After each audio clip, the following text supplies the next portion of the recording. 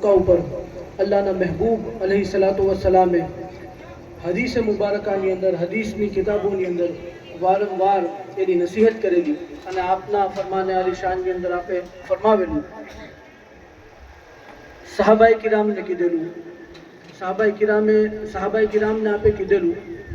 કે તમારી અંદર સહાબા પહેલા તો એ સમજવું જોઈએ કે જે સહાબાઈ કિરામ છે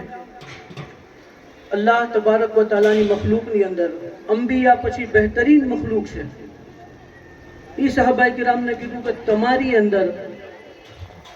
બહેતરીન લોકો એ લોકો છે કે જેની જબાનથી ને જેના હાથથી એના ઘરના લોકો અને સમાજના લોકો મહેફૂઝ છે જે બોલીને કે પોતાના જોરથી કે બોલીને કોઈની હારે બગાડતા નથી હંમેશા લોકોને કામ આવે છે અને બીજી અલ્લાહના મહેબૂબ अलैहिस्सलातु वस्सलामની વાત કરીએ તો આપે હદીસ પાકની અંદર